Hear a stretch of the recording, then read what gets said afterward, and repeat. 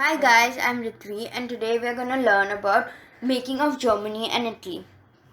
So 1848 के बाद Europe में जो नेशनलिज्म था वो डेमोक्रेसी और रेवोल्यूशन से बहुत दूर चला गया था. अब नेशनलिज्म के थ्रू कंजर्वेटिव्स अपना अधिकार प्रमोट करना चाहते थे और राजनीतिक शासन यूरोप पर लगाना चाहते थे. हम ये देख सकते हैं कि किस प्रकार जर्मनी और इटली एक यूनिफाइड नेशन के रूप में आए. नेशनलिज्म की जो फीलिंग्स थी वो मिडिल क्लास जर्मन्स के अंदर बहुत रूप से फैली हुई थी. उन्होंने 1848 में जर्मन कॉन्फेडरेशन के 39 स्टेट्स को एक यूनियन स्टेट के में मिलाने का प्रयास किया जिसे एक इलेक्टेड गवर्नमेंट चलाए.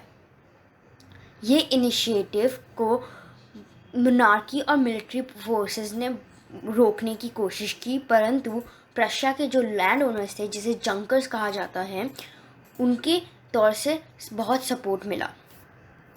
इसके बाद से प्रशिया ने इस मूवमेंट की लीडरशिप ले ली. उसके chief minister Otto von Bismarck इस इनिशिएटिव के लीडर थे जिन्होंने प्रशियन आर्मी और गवर्नमेंट की मदद से इसे आगे बढ़ाया. 7 साल में 3 जंग लड़ी गई, ऑस्ट्रिया, डेनमार्क और फ्रांस के साथ, जिनके बाद प्रशिया की जीत हुई और पूरा 39 स्टेट्स एक यूनिफाइड नेशन के रूप में बना. जनवरी 1871 में प्रशिया के राजा विलियम वन को एक वर्साई में रखे एक सेरेमनी में जर्मन का राजा कहा गया.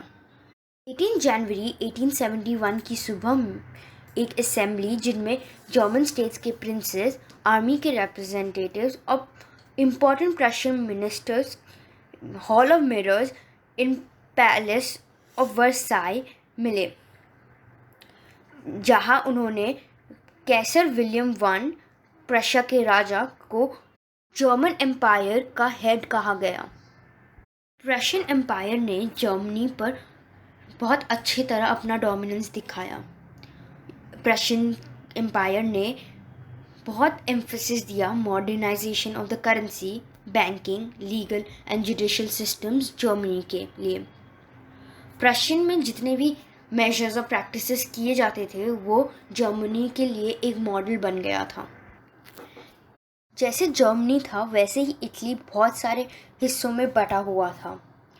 19वीं सेंचुरी तक इटली 7 स्टेट में बट गया था, जिनमें से सिर्फ एक सार्डिना पिएडमोंट इटालियन के रूल में था. नॉर्थ ऑस्ट्रिया के हैब्सबर्ग एम्पायर के अंडर था, वही सेंटर पोप के थ्रू रूल किया जा रहा था और southern regions Bourbon king of Spain के अंडर था.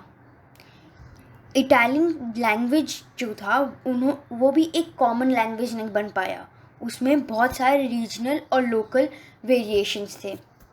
1930s में ग्युसेप माज़िनी ने एक प्रोग्राम ऑर्गेनाइज किया ताकि वह एक यूनियन इटली बना सके. इस वजह से उसने एक सीक्रेट सोसाइटी यंग इटली के नाम से भी शुरू की, परंतु इस सारे तरीक़ों के फेलियर की वजह से 1831 में और 1848 में अब सारा प्रेशर सार्दिनो पिएडमोंट के राजा किंग विक्टर इमैनुअल II के ऊपर पड़ा, जो इटली को सिर्फ वॉर के थ्रू ही यूनिफाई कर सकते थे. और राजा लोग के लिए ये बहुत अच्छी बात थी क्योंकि एक यूनिफाइड इटली ने उन्हें बहुत सारी पॉसिबिलिटी दी इकोनॉमिक डेवलपमेंट के लिए और अपना शासन और बढ़ाने के लिए.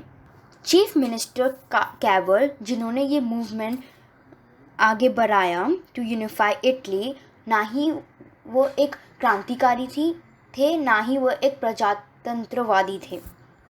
बाकी अमीर और पढ़े लिखे इटालियंस की तरह फ्रेंच इटालियन से ज़्यादा बेहतर बोलते थे. कैवोर के थ्रू रचा गया फ्रांस के साथ अलायंस की वजह से सार्दिनिया पिएडमोंट ने ऑस्ट्रियन फोर्सेस को 1859 में हराने में सफल हुए.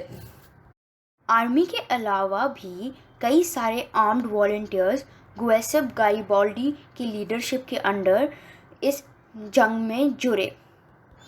1860 में उन्होंने पेजेंट्स की मदद से south Italy and kingdom of two Sicilies को स्पेनिश रूलर के रूल से भगाने में सफल हुए। 1860 में विक्टर इमैनुअल II को यूनिफाइड इटली का राजा कहा गया, परंतु कई सारे इटालियंस जो अनपढ़ थे वो उन्हें इसके बारे में कुछ पता ही नहीं था।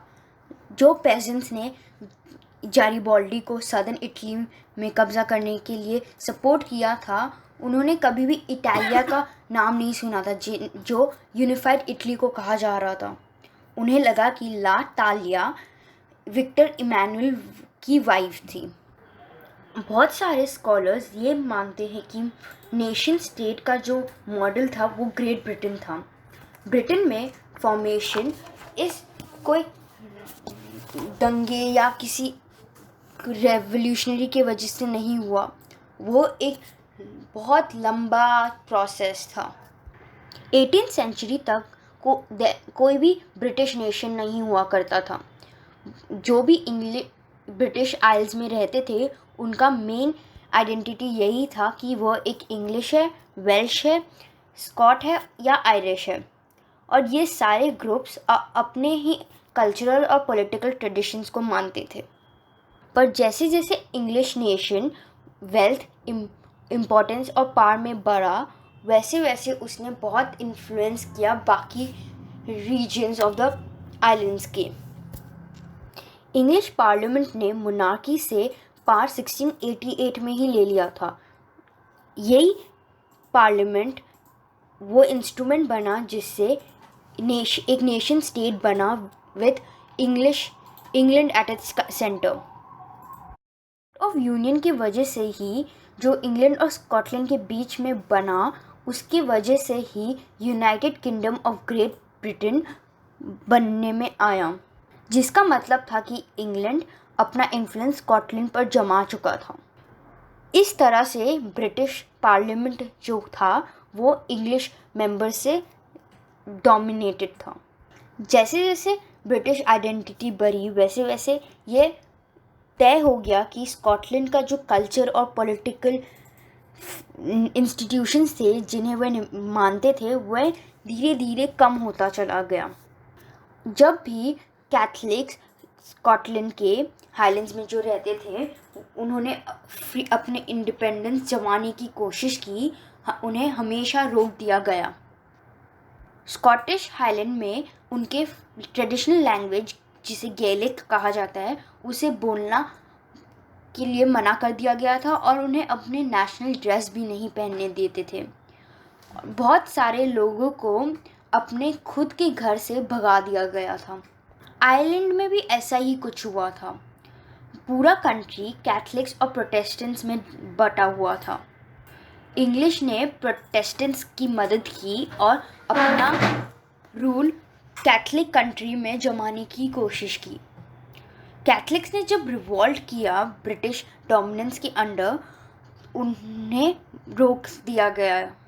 Wolf Tone and his United Irishmen के लिए गए रिवॉल्ट के फेलियर के बाद आयरलैंड यूनाइटेड किंगडम में मिल गया 1801 में। न्यू ब्रिटेन का symbol, British flag, national anthem और इंग्लिश जैसे जैसे प्रमोट हुए वैसे वैसे बाकी नेशंस का सबऑर्डिनेशन होता गया, मतलब वह बहुत दब गए ब्रिटिश पावर के अंडर।